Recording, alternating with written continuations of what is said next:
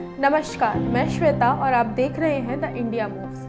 भारत के अलावा प्रशांत महासागर में स्थित देश फिजी में भी हिंदी को आधिकारिक भाषा यानी ऑफिशियल लैंग्वेज का दर्जा मिला हुआ है। साल 1997 में हिंदी को यह दर्जा मिला। समय के साथ फिजी में श्रमिकों द्वारा बोले जाने वाली हिंदी इतनी प्रसिद्ध होती गई कि वहाँ के स्थानीय लोग भी इसका इस्तेमाल करने लगे। भारत की आज़ादी के बाद संविधान सभा ने 14 सितंबर को 1949 को हिंदी को राजभाषा चुना था। इसीलिए 14 सितंबर को हर साल राष्ट्रीय हिंदी दिवस मनाया जाता है।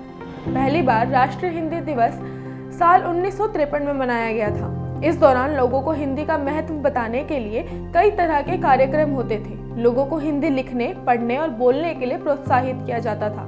देश के गौरव का प्रतीक हिंदी आज भी दुनिया में कई देशों में बोली जाती है। समय के साथ फिजी में श्रमिकों द्वारा बोले जाने वाली हिंदी इतनी प्रसिद्ध होती गई कि वहाँ के स्थानीय लोग भी इसका इस्तेमाल करने लगे। आज तो फिजी की कुल संख्या 37% भारतीय मूल के लोग हैं। इनमें से ज्यादातर लोगों के पूर्वज श्रमिकों के रूप में ही फिजी गए थे। साल 1970 में फिजी को आज़ादी मिली तो वहाँ की सरकार ने हिंदी भाषा की प्रसिद्धि को समझा। इसके बाद हिंदी को फिजी में आधिकारिक भाषा के रूप में मान्यता मिली और आज भी इसी रूप में वहाँ इसे देखा जा सकता है। यह फिजी की 4 ऑफिशियल लैंग्वेज में से एक है। भारत और फिजी के अलावा कई देशों में हिंदी बोली समझी जाती है।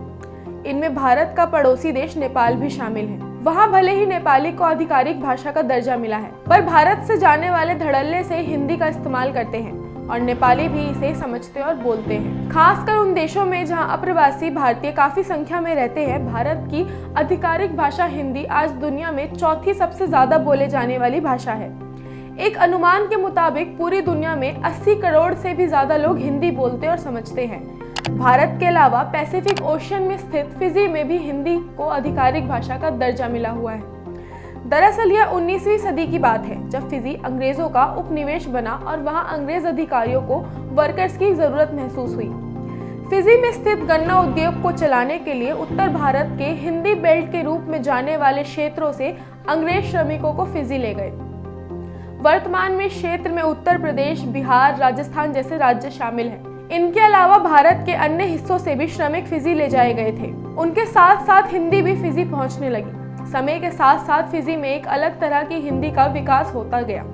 वास्तव में यह अलग अलग क्षेत्रों से गए वर्कर्स को अपने अपने इलाके की हिंदी की बोलियों का इस्तेमाल करते देखा गया। ऐसे में एक ऐसी भाषा की जरूरत महसूस हुई जिसे भारत के अलग अलग क्षेत्रों से आने वाले सभी श्रमिक समझ और बोल सके। इस तरह से फिजी में ऐसी हिंदी विकसित हुई जिसमें हिंदुस्तानी और हिंदी की अलग अलग बोलियों के तमाम तत्व समाहित हैं।